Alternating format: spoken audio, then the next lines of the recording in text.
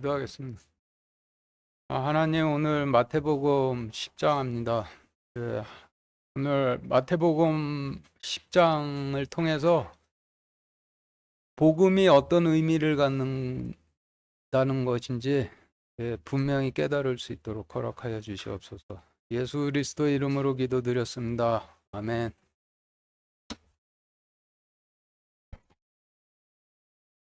마태복음 10장 1절부터 15절까지 같이 읽겠습니다. 시작. 그분께서 12제자를 부르사 그들에게 부정한 영들을 대적하여 그들을 내쫓으며 온갖 질병과 온갖 질병을 고치는 권능을 주시니라. 이제 이 12사도의 이름은 이러하니라. 첫째, 베드로라 하는 시몬과 그의 형제 안드레와 세베대의 아들 야고보와 그의 형제 요한과 빌립과 바돌로메와 도마와 세리 마테와 알페오의 아들 야고보와 별명이 다데우인 렛베오와 가나안 사람 시몬과 바론 유다인데 그는 또한 그분을 배반하여 넘긴 자더라. 예수님께서 이 12를 내보내시며 그들에게 명령하여 이르시되 너희는 이방인들의 길로도 들어가지 말고 사마리아 사람들의 어떤 도시로도 들어가지 말며 오직 이스라엘의 집에 잃어버린 양들에게로 가라. 너희는 가면서 선포하여 이르되 하늘의 왕국이 가까이 왔느니라 하라. 병든 자들을 고쳐주고 나병 환자들을 정결하게 하며 죽은 자들을 살리고 마귀들을 내쫓되 너희가 거저받았으니 거저주라. 너희 돈주머니에 금이나 은이나 놋을 준비하지 말고 여행을 위해 진보딸이나 겉옷 2벌이나 흰이나 지팡이들을 준비하지 말라. 일꾼이 자기의 먹을 것을 받는 것이 마땅하니라. 너희가 어느 도시나 마을에 들어가든지 그 안에서 합당한 자를 알아내고 거기서 떠나기까지 거기 머물라. 또 너희가 어느 집에 들어갈 때 그 집에 문안하라. 그 집이 합당하면 너희 화평이 그것 위에 임하게 하되 그것이 합당하지 아니하면 너희 화평이 너희에게 되돌아오게 할지니라. 누구든지 너희를 받아들이지 아니하고 너희 말을 듣지 아니하거든 너희가 그 집이나 도시에서 떠날 때에 너희 발의 먼지를 떨어버리라. 진실로 내가 너희에게 이르노니 심판날에 소돔과 고모라 땅이 그 도시보다 견디기 쉬우리라. 과거 정복자였던 몽골의 칭기스칸 아시죠? 칭기스칸은 정복에 앞서 사신들을 보내죠. 사신들을 보내는 이유는 메시지를 전하기 위함인데, 사신들이 전했던 칭기스칸의 메시지는 성문을 열고 항복하면은 내 백성으로 삼아주마. 그러나 거절하면 전부 죽이고 버리겠다라는 메시지였죠. 칭기스칸의 사신들이 찾아왔는데 그곳 지도자가 포도주에 취해서 칭기스칸이 그동안 행해왔던 기적과 같은 전투들과 그의 심판이 얼마나 무서운지에 대해서 깨어있질 못했다라면은 칭기스칸의 메시지를 전하러 온 사신들에게 도대체 칭기스칸이 누구야? 라고 하면서 칭기스칸 사신들 모욕해서 내쫓았겠죠.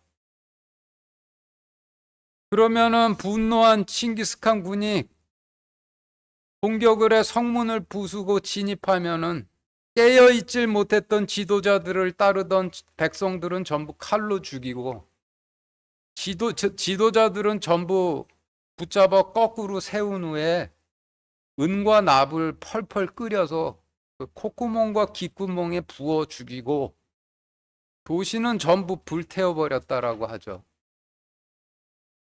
칭기스칸의 사신들이 전한 칭기스칸의 메시지는 성문을 열고 항복하면 내 백성 삼아주마. 그러나 거절하면 전부 죽이고 불태워버리겠다라는 메시지였는데, 그 메시지를 받아들인 자들에게는 복음이 되지만은 그 메시지를 거부한 자들에게는 저주가 되는 것이죠. 지금 읽으신 마태복음 본문 말씀도 이와 똑같은 내용이에요.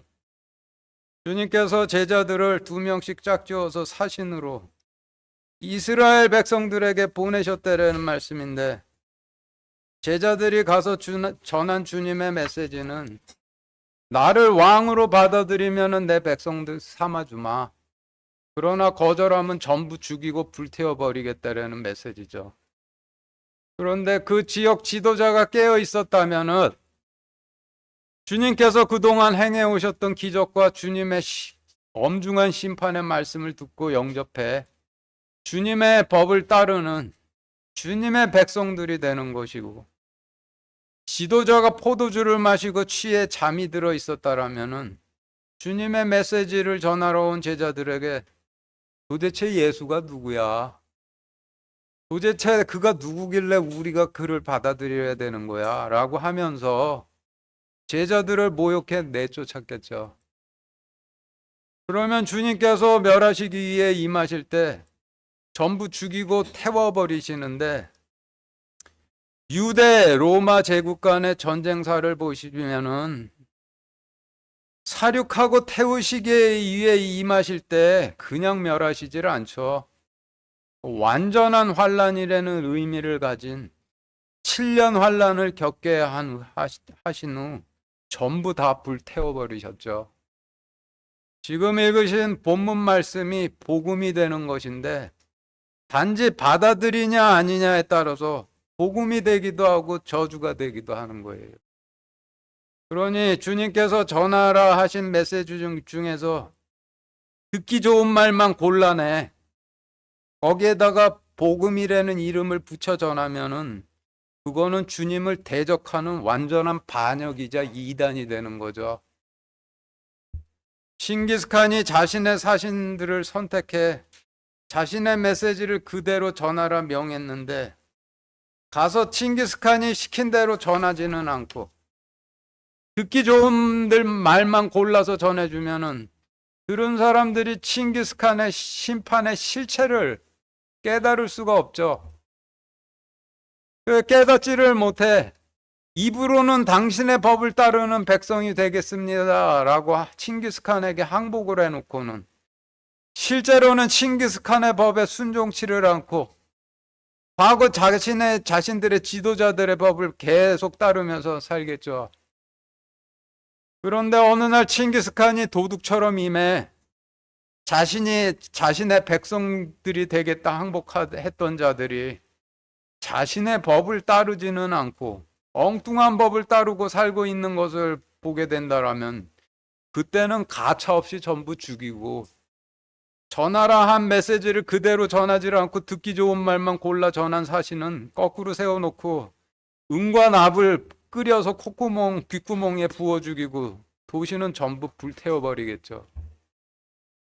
주님께서 자신의 사신을 선택해 자신의 메시지를 그대로 전하라 명령하셨는데, 가서 주님께서 전하라는 메시지대로 그대로 전하지를 않고 듣기 좋은 말씀만 골라서 복음이라는 이름으로 전해주면은 주님의 심판의 실체가 어떤지 깨닫지를 못해 입으로는 주님의 법을 따르는 주님의 백성이 되겠습니다라고 하고는 실제로는 세상의 법, 사회의 법을 따르며 살다가 사회성이 조금도 씻겨지지 않은 채 있다가 주님께서 도둑처럼 임해 자신의 백성이 되겠다라고 거짓말한 자들이 자신의 법을 따르겠다고 한 자들이 자신의 법을 따르지 않고 오히려 자신의 법에 대적하고 있는 것을 보시면은,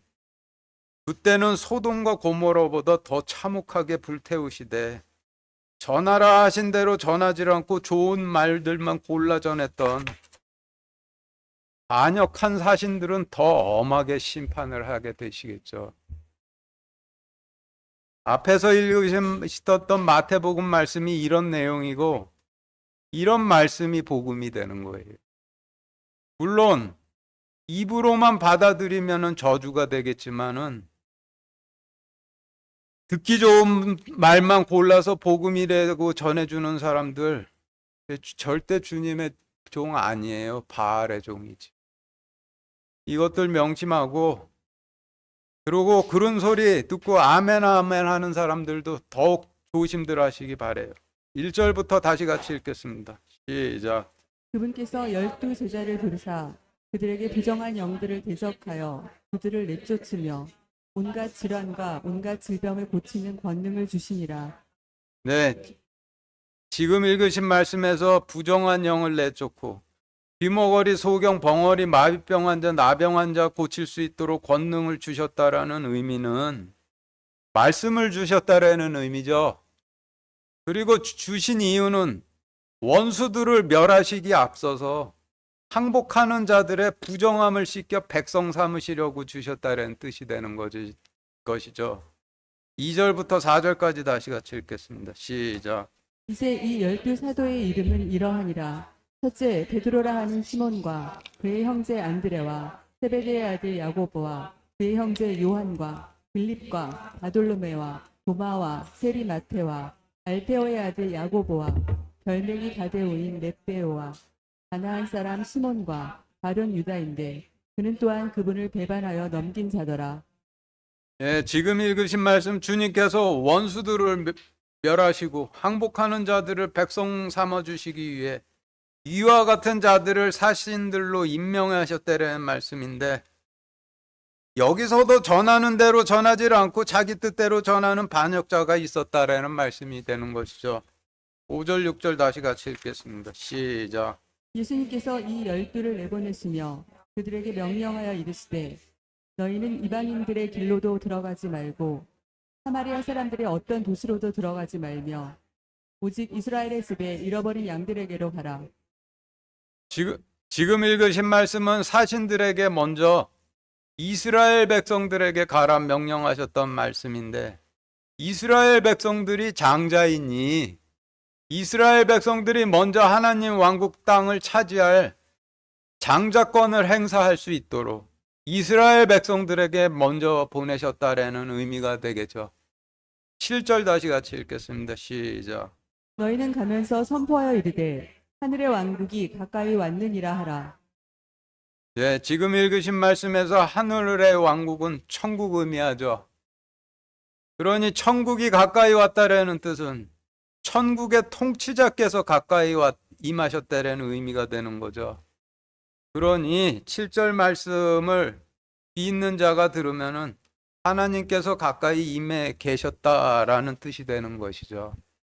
8절 다시 같이 읽겠습니다. 시작. 병든 자들을 고쳐주고 나병 환자들을 정결하게 하며 죽은 자들을 살리고 마귀들을 내쫓되 너희가 거저받았으니 거저주라. 병든 자들을 고쳐주고 나병 환자들을 정결하게 하며 죽은 자들을 살리고 마귀들을 내쫓는 일은 말씀을 전하면은 말씀의 능력으로 되는 거죠.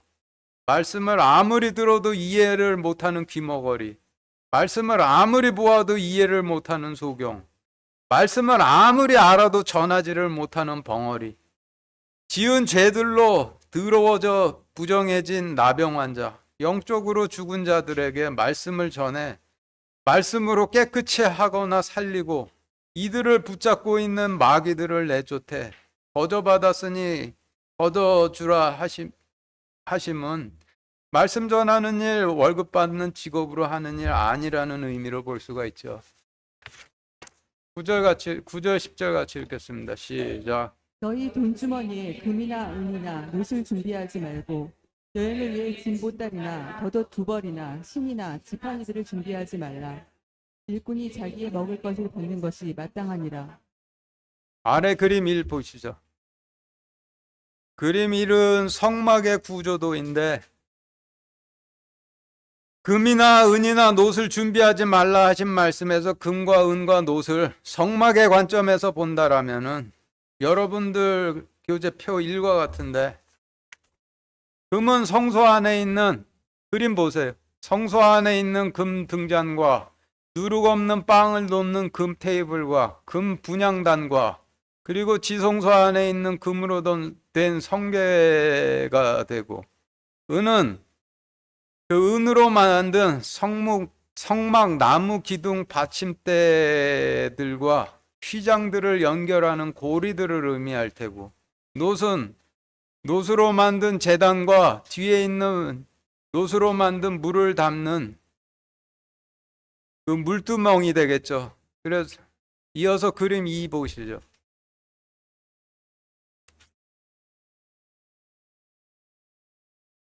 그림 이 보시면서 설명 들으세요. 이렇게. 진보다리나 더도 두 벌이나 신이나 지팡이를 준비하라 하신 말씀에서 진보다리 더도 두 벌 신 지팡이들도 성막의 관점으로 보면은 그 여러분들 교재 표 2와 같이 정리가 되는데 그 진보다리는 성막을 이동할 때 성막을 분해해 이삿짐으로 싸야 되죠. 이삿짐으로 쌓아놓은 보따리를 진보다리라고 하시는 거죠. 에스겔서 16장 10절 같이 읽겠습니다. 시작. 또 너를 신어온 것으로 옷 입히며 모서리 가죽신을 신기고 고운 아마포로 너를 두르며 비단으로 너를 덮어주고. 네, 지금 읽으신 말씀에서 너는 이스라엘을 뜻하죠. 그러니 이 에스겔서 말씀은 이스라엘을 성막처럼 천과 오소리 가죽을 가지고 그 네 겹으로 싸주셨다라는 의미가 되는데, 이스라엘은 하나님 왕국이고 성막은 하나님 왕국을 상징을 하니 하나님 왕국을 네 겹으로 싸주셨다라는 에스겔서 말씀을 성막의 관점으로 본다라면은 에스겔서에서의 오소리 가죽은 그림 2에서 성막 가장 바깥을 덮은 오소리 가죽 덮개가 되겠죠. 그래서 성경에서 신이라 하심은 성막의 가장 바깥을 덮은 방수력이 탁월한 오소리 가죽 덮개를 상징하고, 그리고 더도 두 벌이라 하심은 그림 2에서 성막 바깥으로부터 두 번째, 세 번째 덮개를 의미를 하고, 지팡이라 하심은 성막의 기둥들을 의미하고, 그리고 참고로 성막 가장 안쪽 덮개는 속옷을 의미하고, 입구에 걸려있는 휘장은 겉옷으로 제자들이 이미 입고 있는 하나님의 의를 상징을 하게 되겠죠. 그래서 입구 휘장을 포함해 성막은 총 5겹으로 덮여 있는 구조이고, 성경에서 숫자 5는 모세 오경을 상징을 하니 성막이 총 5겹으로 된 구조가 되어 있는 것은 하나님의 왕국이 모세 오경으로 쌓여 있다라는 의미로 설명이 되죠. 이를 신약시대 버전으로 설명을 하면은, 신약시대의 하나님 왕국은 창세기를 포함해 4복음서로 써여 있다라고 할 수 있는데, 하나님 왕국으로 들어가면은 구약시대 때에는 하나님 왕국을 덮고 있는 모세 오경을 덮여서 모세 오경을 입게 되는 것이고, 신약시대에 하나님 왕국을 덮고 있는 창세기와 4복음서를 입게 되는 것이죠. 구약시대에는 모세 오경을, 신약시대에는 창세기와 4복음서를 혼인잔치 예복이라 하시고 하나님의 구원의 의라고 하시는데, 하나님 왕국으로 가라 하시는 명령에 순종치를 못해 하나님 법의 통치를 받는 하나님 왕국의 백성이 그 안으로 들어가 하나님 왕국으로 백성이 돼 살지를 않고 세상 통치를 받는 사회인으로 살다 보면은 혼인잔치 예복을 입지 못한 것이 되고, 혼인잔치 예복을 입고 있지 않은 자들은 하나님께서 보고 진노하셔서 어둠 속으로 내쫓아 버린다라고 하시는데, 그 뜻은 어둠 속에서 소경으로 살도록 하다가 마지막 때에 전부 불태우시겠다는 뜻이 되는 것이죠. 그렇다면은 신약시대의 약속의 땅은 어디 있냐? 이방인들이 있는 곳이 약속의 땅이고, 이방인들은 여러분들 학교나 직장에서 만나는 사람들이 전부 이방인들이 되는 것이죠. 그러니 구원의 의는 돌무덤에서 벗어나 이방인들에게로 가 제자 삼는 일이 구원의 의이고 혼인잔치 예복을 입는 것이 되는 것이죠. 지금까지 9절 10절 말씀을 성막과 비교해 본 결과 성막과 일치를 하니 9절 10절에서 너희는 돈주머니에 금이나 은이나 놋을 준비하지 말고 여행을 위해 진보다리나 덧옷 두 벌이나 신이나 지팡이들을 준비하지 말라 하심은 나의 사신으로 이스라엘 백성들에게 갈 때 성막을 가지고 가지 말라라는 의미가 되죠. 그러면 성막을 가지고 가지 말라 하는 명령은 왜 하셨느냐?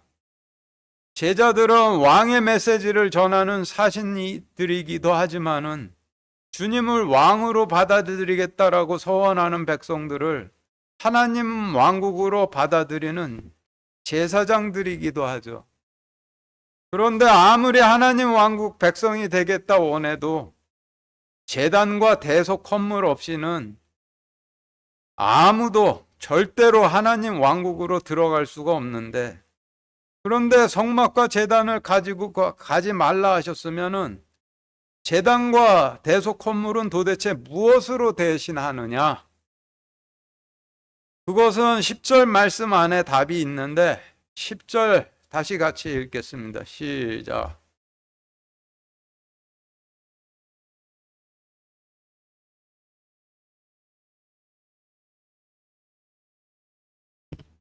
지금 읽으신 말씀에서 일꾼들이 자기 먹을 것을 받는 것이 마땅하니라 라고 하신 부분을 통해 보면은 아브라함이 창세기에서 아브라함이 세 천사를 보고 송아지를 대접했을 때 그것을 제단에 바치는 대속 건물로 받으셨듯이 주님의 메시지를 전하러 온 제자들을 천사처럼 영접해서 제자들을 대접하기 위해 양을 잡아 바치는 백성들은 제단의 대속 헌물을 바친 것으로 받아주시겠다라는 의미가 되는 것이죠.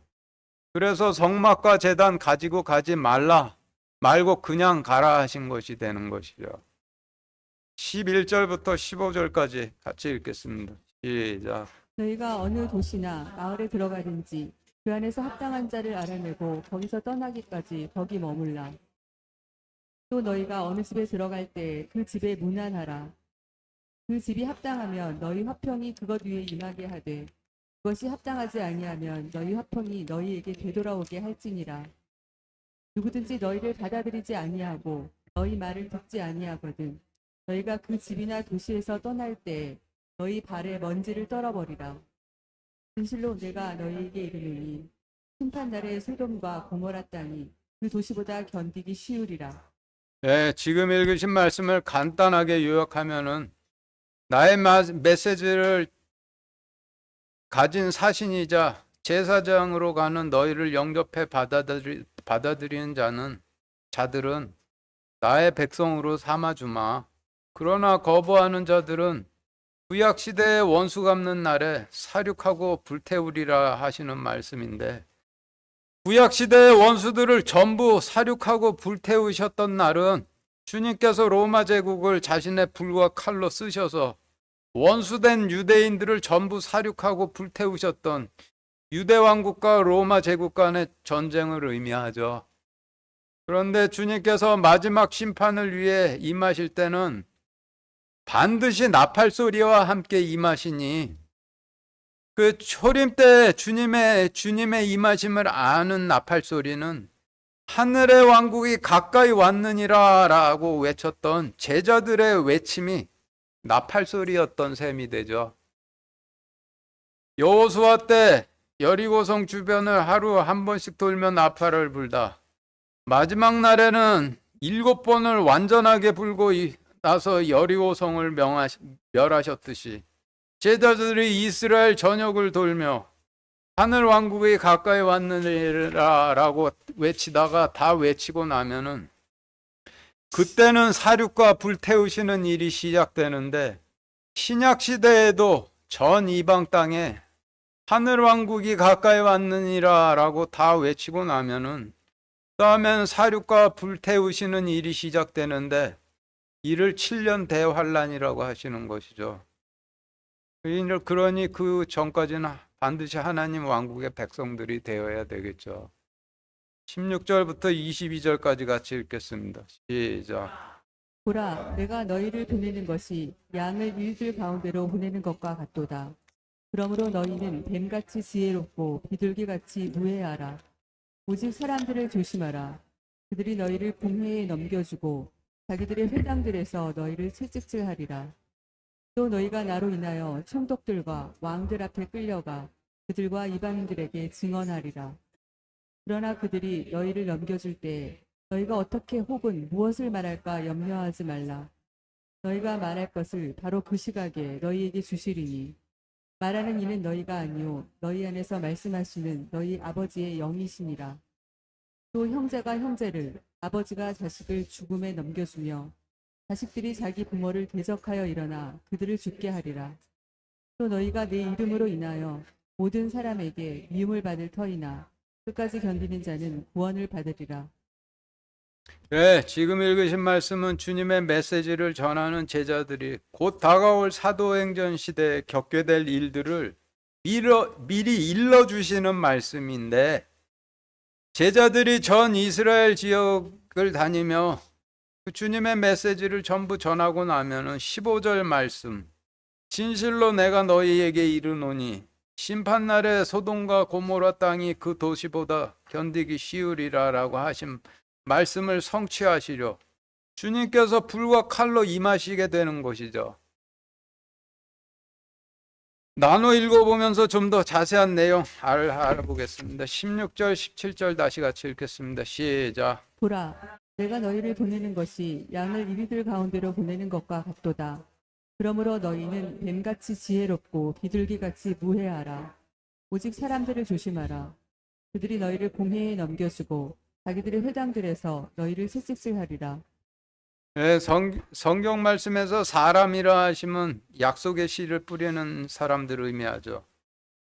초림 때는 제사장들과 바리새인들과 제사장들과 바리새인들이 그 약속의 씨를 뿌리는 역할을 담당하는 자리를 꿰차고 앉아 약속의 씨를 뿌리기는커녕 자신들도 하나님 왕국으로 들어가지를 않고 아내된 백성들도 들어가질 못하도록 막으며 주님과 주님의 제자들은 막이 들린 이단이라고 하였으니 17절 말씀은 앞으로 곧 다가올 사도행전 시대에 수제사장들과 바리새인들을 조심하라. 그들이 너희를 공회에 넘겨주고 자기들의 회당에서 너희를 채찍질하리라 라고 일러주시는 말씀이 되죠. 사도행전 5장 29절 40절과 40절부터 42절까지 이어서 같이 읽겠습니다. 시작. 이에 베드로와 다른 사도들이 응답하여 이르되 우리가 사람들보다 하나님께 순종하는 것이 마땅하니라. 그들이 그의 말에 동의하고 사도들을 불러서 채찍질하고 그들이 예수님의 이름으로 말하지 못하게 명령한 뒤 그들을 놓아주니라. 사도들은 자기들이 그분의 이름으로 인해 수치당하는 일에 합당한 자로 여겨진 것을 기뻐하며 공회 앞을 떠나니라. 그들이 날마다 성전에서와 모든 집에서 예수 그리스도를 가르치고 선포하는 것을 그치지 아니하니라. 네, 지금 읽으신 말씀은 주님께서 미리 제자들에게 일러주셨던 16절, 17절 말씀대로 사도행전 시대에 수제사장들과 바리새인들이 주님의 사자들인 제자들을 공회에 넘겨주고 자신들의 회당에서 채찍질 했다라는 말씀이죠. 18절 다시 같이 읽겠습니다. 시작. 또 너희가 나로 인하여 총독들과 왕들 앞에 끌려가 그들과 이방인들에게 증언하리라.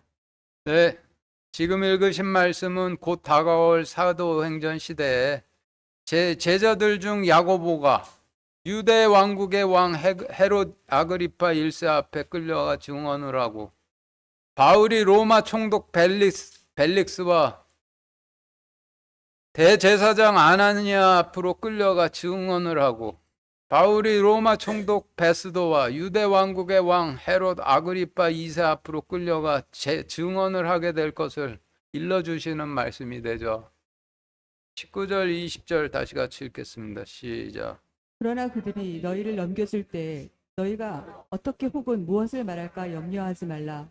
너희가 말할 것을 바로 그 시각에 너희에게 주시리니 말하는 이는 너희가 아니요 너희 안에서 말씀하시는 너희 아버지의 영이시니라.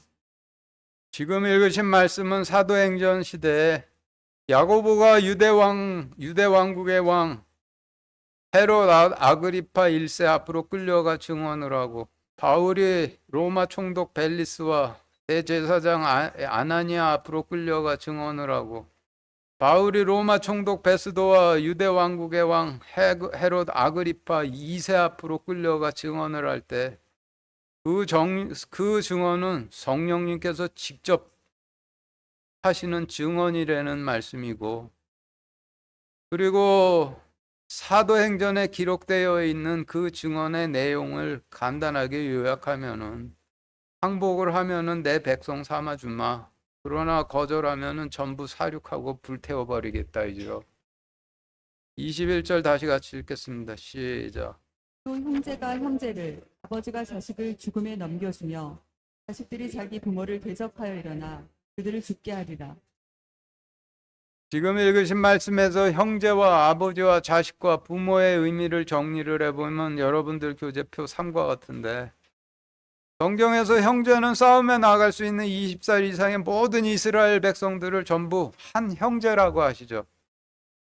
그리고 아들이라 하심은 대제사장이 백성들에게 씨를 뿌려, 약속의 씨를 뿌려 태어난 다음 세대의 약속의 씨를 뿌릴 대제사장이 될 자를 의미를 하고, 딸은 대제사장이 백성들에게 약속의 씨를 뿌려 태어나 새로운 대제사장을 만나 이제 씨가 뿌려지게 될 어린 백성들을 의미하고, 아버지는 백성들에게 씨를 뿌려 약속의 씨를 뿌릴 자나 약속의 씨가 뿌려질 새로운 백성을 낳은 대제사장을 의미하고, 어머니는 대제사장으로부터 씨가 뿌려져 약속의 씨를 뿌릴 자나 약속의 씨가 뿌려질 새로운 백성을 낳은 한 세대 앞의 백성들을 의미하죠. 그래서 형제가 형제를 죽음에 넘겨줄 것이라 하심은 21절 말씀에서 형제가 형제를 죽음에 넘겨줄 것이라고 하심은 사도행전 시대에 같은 세대의 바리새인 바울이 동족 스데반을 죽음에 넘겨준 것과 같은 경우를 의미하고, 아버지가 자식을 죽음에 넘겨줄 것이라고 하심은 유대왕 헤롯 아그리파 1세가 야고보를, 대제사장 아나니아가 바리새인이었던 바울을 죽이라고 넘겨줬던 것과 같은 경우를 의미하고, 자식들이 일어나 자기 부모를 대적하여 죽게 하리라 라고 하심은 바울과 같은 자들이 자신들에게 씨를 뿌렸던 대제사장과 바리새인들을 대적해 증언함으로써 말씀으로 심판에 죽게 할 것이라는 의미이니, 21절 말씀도 곧 다가올 사도행전 시대에 있을 일을 일러주시는 말씀이 되는 것이죠. 22절 다시 같이 읽겠습니다. 시작. 또 너희가 내 이름으로 인하여 모든 사람에게 미움을 받을 터이나 끝까지 견디는 자는 구원을 받으리라. 네, 지금 읽으신 말씀은 사도행전 시대의 대제사장들과 수제사장들과 바리새인들이 너희들을 이단이라 하며 미워하겠지만은 끝까지 대제사장이나 바리새인들 쪽으로 전향치 않고 믿음을 지키면은 구원을 받을 뿐만 아니라 주님께서 사륙하시고 불태우시는 날로래 구원을 또 그 화로부터도 피할 것이라는 말씀이 되는 것이죠. 23절 다시 같이 읽겠습니다. 시작. 그러나 그들이 이 도시에서 너희를 핍박하면 다른 도시로 도망하라. 진실로 내가 너희에게 이르노니 너희가 이스라엘의 도시들을 다니기 전에 사람의 아들이 오리라. 네, 사람의 아들이 오리라 하시면 사륙하고 불태우러 오신다는 말씀이죠. 지금까지 앞에서 설명드렸던 16절부터 22절까지의 말씀은 사도행전 시대의 제자들에게 있을 일을 일러주신 말씀이고, 지금 읽으신 23절 말씀은 제자들이 이스라엘 전역에 주님의 메시지를 전부 전하고 난 이후에 있을 일을 알려주시는 말씀인데, 여기서 도망하라 하시는 명령은 문맥상으로 보면 예루살렘으로부터 멀리 떠나라는 의미이고, 예루살렘으로부터 멀리 떠나라 하심은 주님께서 로마 제국을 자신의 불과 칼로 쓰셔서 원수된 유대인들을 소돔보다 더 견디기 어렵도록 전부 사륙하고 불로 태우러 오실 것이니 도망하라는 뜻이 되는 것이죠. 창세기 때 소돔을 멸하시기에 앞서 롯을 소돔에서 끄집어내셨듯이 제자들을 예루살렘에서 전부 끄집어내신 후 원수를 갚을 것이니 전부 예루살렘으로부터 도망하라고 하시는 의미가 되는 것이죠. 유대 왕국과 로마 제국 간의 전쟁은 돌발적으로 일어나 때마침 유월절을 보내러 온 약 100만 명에 이르는 유대인들이 예루살렘 성에 로마군에 의해 포위가 돼 갇혔는데, 전쟁 기간 동안 50만 명은 예루살렘 성에 갇혀 있다 굶어 죽고 30만 명은 자기들끼리 칼로 죽이거나 십자가에 못 박아 죽여 자멸했고, 20만 명 남았을 때 로마군이 진입해 10만 명은 죽이고 10만 명은 노예로 팔아버린 후 예루살렘 성은 전부 다 불태워버렸다 하죠. 그러면은 소돔의 마지막이 견디기 어려웠을 것 같으세요? 유대 왕국의 마지막이 견디기 어려웠을 것 같으세요?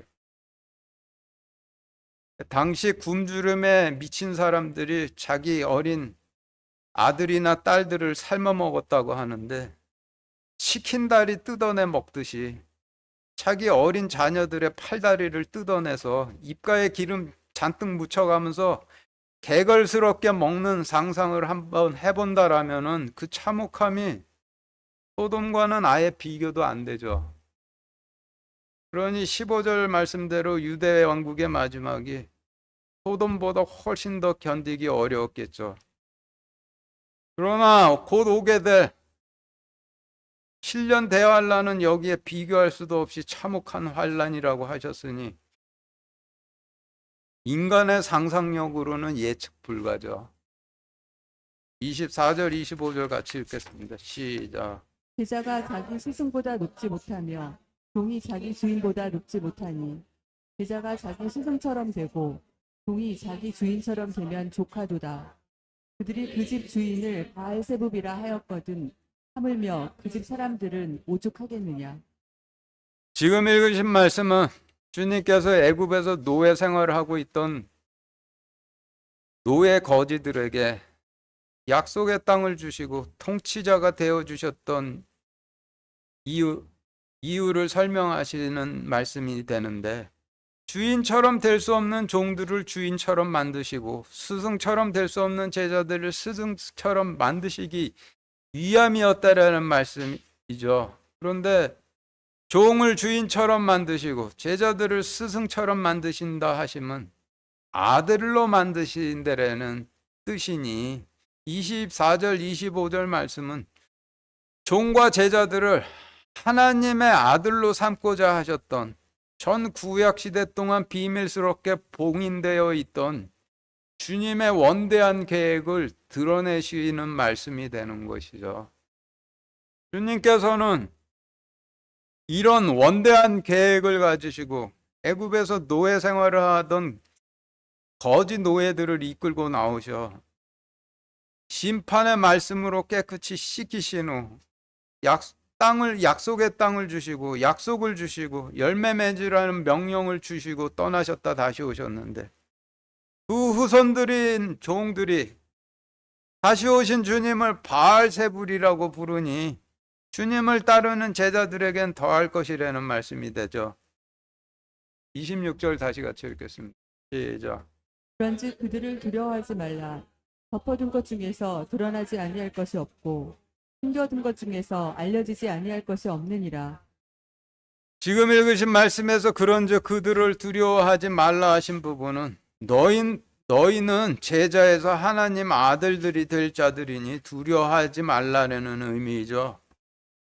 그리고 덮어둔 것이라고 하시면 전 구약 시대 동안 봉인되어 있던 제자들을 아들로 만드시는 계획을 의미하고, 숨겨둔 것이라 하시면 전 구약 시대 동안 봉인되어 있던 종들을 아들로 만드시는 계획을 의미하죠. 그래서 26절 말씀의 의미는 너희는 제자에서 하나님의 아들들이 될 자들이니 두려워하지 말라. 전 구약 시대 동안 감추어져 있던 종들을 아들로 만들고자 했던 계획과 제자들을 아들로 만들고자 했던 계획이 전부 드러나고 알려지게 되리라 라고 하시는 의미가 되죠. 27절 같이 읽겠습니다. 시작. 내가 어둠 가운데서 너희에게 이르는 것을 너희는 빛 가운데서 말하며 너희가 귓속말로 듣는 것을 지붕 위에서 선포하라. 지금 읽으신 말씀에서 내가 어두움 가운데 이르는 것과 너희가 귓속말로 듣는 것이라 하신 말씀의 의미를 정리해 보면은 여러분들 교재 표 4와 같이 정리되는데 표 4 보시죠. 27절 말씀에서 내가 어둠 가운데서 이르는 것들이라 하시면 25절 말씀에서 그 스승보다 높지 못한 제자들을 아들로 만드는 계획을, 스승보다 높은 제자들을 아들로 만드는 계획을 의미하고, 이를 26절 말씀에선 덮어둔 것이라 하셨죠. 그래서 27절 말씀에서 내가 어둠 가운데 너희에게 이르는 것을 너희는 빛 가운데에서 말하며 라고 하신 말씀의 의미는 구약시대 동안 봉인돼 있던 스승보다 높지 못한 제자들을 아들들로 만드는 계획을 일러주니 백성들에게 가서 빛 가운데서 말하며 라는 의미가 되고, 그리고 27절 말씀에서 너희가 귓속말로 듣는 것이라 하시면 25절 말씀에서 주인보다 높지 못한 종들을 아들로 만드는 계획을 의미하고, 이를 26절 말씀에서는 숨겨둔 것이라 하셨죠. 그리고 지붕이라 하시면 십자가가 있는 성전 꼭대기를 의미하니 27절 말씀에서 너희가 귓속말로 듣는 것을 지붕 위에서 선포하라 라고 하신 말씀의 의미는 주인보다 높지 못한 종들을 아들로 만드는 계획을 일러주니 십자가에서 선포하라 라고 하시는 의미가 되죠. 그래서 27절 말씀의 의미를 전체적으로 정리를 해보면은 구약시대 동안 감추어져 있던 제자들을 아들로 만들고자 했던 계획들을 일러주니 백성들에게 가서 빛 가운데 말하며, 주인보다 높지 못한 종들을 아들로 만들고자 했던 계획을 일러주니 십자가에서 선포하라는 그런 의미의 말씀이 되죠. 28절 다시 같이 읽겠습니다. 시작. 몸은 죽여도 혼은 능히 죽이지 못하는 자들을 두려워하지 말고 오직 혼과 몸을 능히 지옥에서 멸하시는 분을 두려워하라. 네, 지금 읽으신 말씀의 의미는 몸은 죽여도 혼은 능히 죽이지 못하는 헤롯과 대제사장들과 바리새인들 두려워하지 말고 오직 혼과 몸을 능히 지옥에서 멸하는 하나님 두려워하라는 의미이죠. 29절부터 31절까지 같이 읽겠습니다. 시작. 참새 두 마리가 일 아사리온에 팔리지 아니하느냐. 그러나 너희 아버지의 허락 없이는 그 중에 하나도 땅에 떨어지지 아니하리라. 오직 아버지께서 너희 머리털까지도 다 세셨나니 그러므로 너희는 두려워하지 말라. 너희는 많은 참새보다 더 귀중하니라. 여러분들 교재 표 보시죠. 오병이어에서 이어는 두 마리 물고기를 의미하는데, 두 마리 물고기라 하시면 심판의 물을 건너기 위해 제단에 바치는 지극히 거룩한 두 대속 건물을 의미하죠.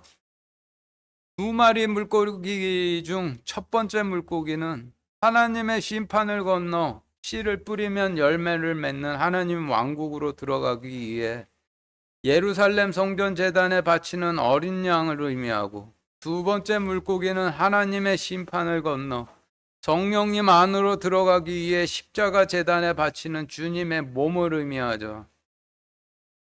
그래서 우리가 천국으로 들어가기까지는 두 번의 지극히 거룩한 대속 헌물을 제단에 바치고 주님의 통치 안으로 들어가 열매 맺어야 되는 것이죠.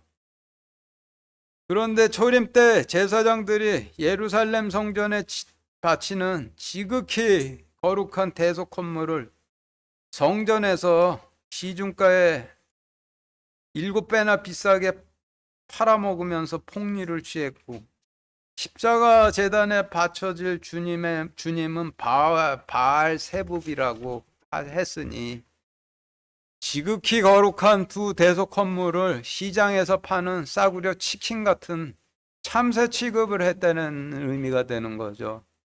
그래서 29절 말씀에서 참새 2마리가 1아사리온에 팔리지 아니하느냐라고 하시면 지극히 거룩한 두 대속 헌물이 시장에서나 파는 싸구려 참새들처럼 팔리지 아니하느냐라는 의미이고, 그러나 너희 아버지 허락 없이는 그중 하나도 땅에 떨어지지 아니하리라라고 하시면 아버지의 허락 없이는 절대 이와 같은 일들이 잊혀지지도 않고 전부 심판에 넘겨지게 될 것이라는 의미가 되는 것이죠.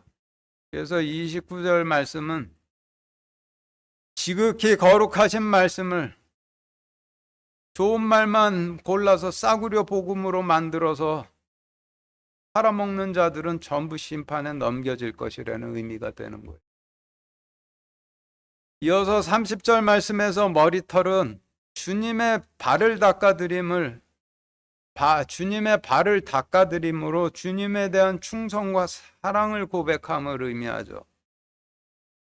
구약 시대에는 주님의 발받침인 예루살렘 성전 제단 주변 땅에 양의 피를 부음으로 주님의 발을 닦아드렸고, 신약 시대에는 주님을 하나님으로 영접하고 주님 발에 향유를 붓고 머리카락으로 닦아드렸죠.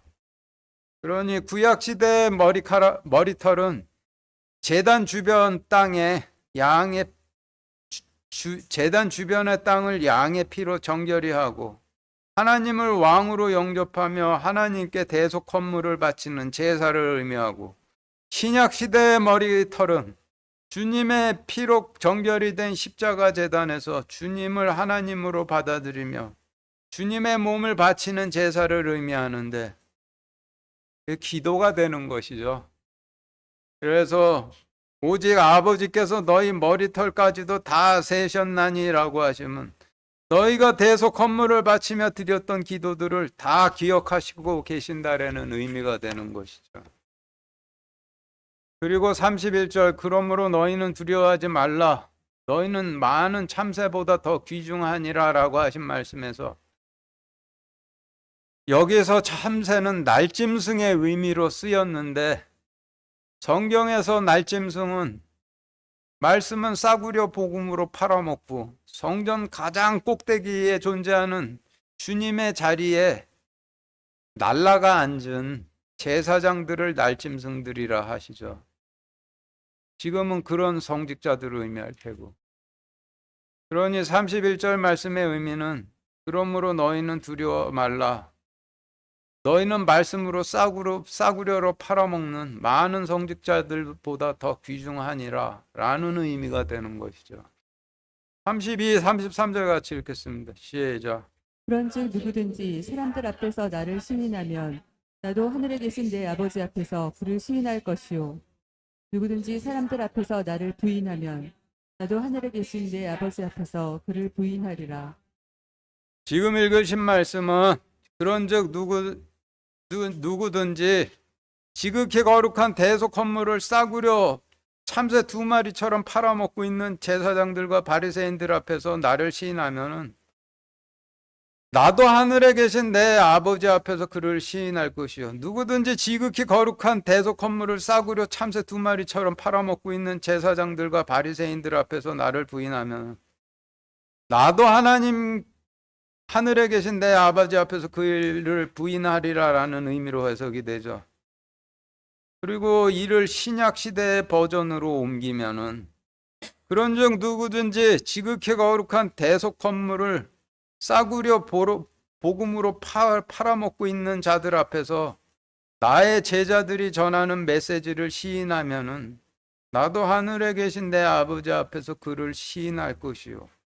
누구든지 지극히 거룩한 대속 건물을 싸구려 복음으로 팔아먹고 있는 자들 앞에서 나의 제자들이 전하는 메시지를 부인하면은 나도 하늘에 계신 아버지 앞에서 그를 부인하리라 라고 하시는 의미가 되죠. 34절부터 36절까지 같이 읽겠습니다. 시작. 내가 땅에 화평을 보내러 온 줄로 생각하지 말라. 나는 화평이 아니라 검을 보내러 왔노라. 사람이 자기 아버지를, 딸이 자기 어머니를, 며느리가 자기 시어머니를 대적하여 불화하게 하려고 내가 왔나니 사람의 원수가 자기 집안 사람들이니라. 지금 읽으신 말씀은 주님께서 제자들을 통해 보내시는 메시지는 화평의 메시지가 아니라 검이라는 말씀이죠. 그리고 사람, 딸, 며느리는 새로운 세대들로 신약 시대에 속하게 된 백성들을 의미하고, 아버지, 어머니, 시어머니는 구세대로 구약 시대에 속해 있는 백성들을 의미하겠죠. 그래서 34절부터 36절까지의 말씀의 의미는 주님께서 제자들을 통해 전하게 하신 메시지로 인해서 말씀을 팔아먹은 구약 시대에 속한 제사장들과 바리새인들과 그들을 따르는 백성들이 주님을 받아들인 신약 시대에 속하게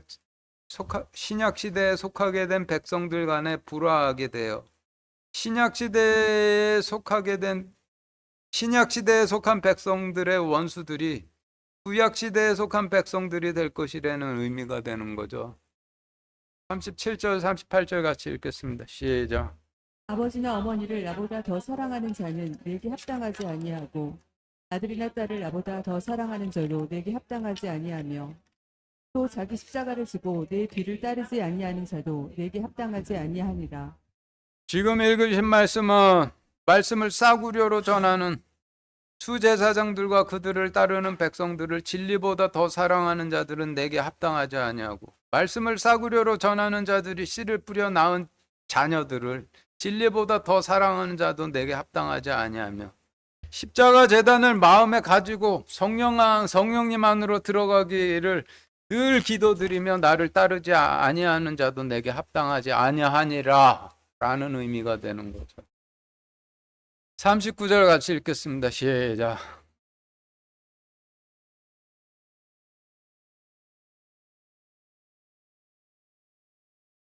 지금 읽으신 말씀은 자기 생명을 찾겠다 제사장들이나 바리새인 쪽으로 전향하는 자들은 생명을 잃을 것이고, 진리로 인하여 생명을 포기하는 자는 생명을 얻을 것이라는 하시는 의미죠. 그리고 지금 읽으신 말씀을 신약 시대 버전으로 보면은 사회생활 잘하겠다고 싸구려 복음을 따르는 자들은 생명을 잃을 것이고, 진리로 인하여 싸구려 복음을 포기하고 진리를 따르는 자들은 생명을 찾을 것이라는 뜻이 되죠.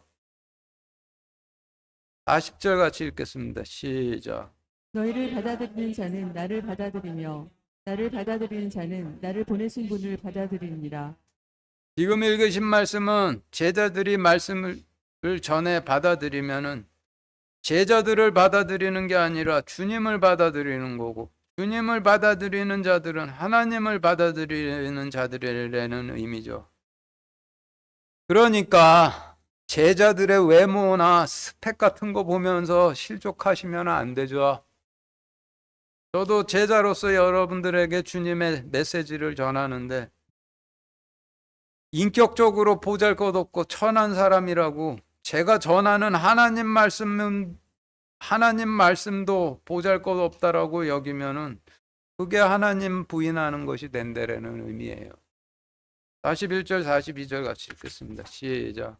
대언자의 이름으로 대언자를 받아들이는 자는 대언자의 보상을 받고 의로운 자의 이름으로 의로운 자를 받아들이는 자는 의로운 자의 보상을 받으며 또 누구든지 제자의 이름으로 이 작은 자들 중 하나에게 찬물 한 잔이라도 주어 마시게 하면 진실로 내가 너희에게 이르노니 그가 결코 자기 보상을 잃지 아니하리라 하시니라.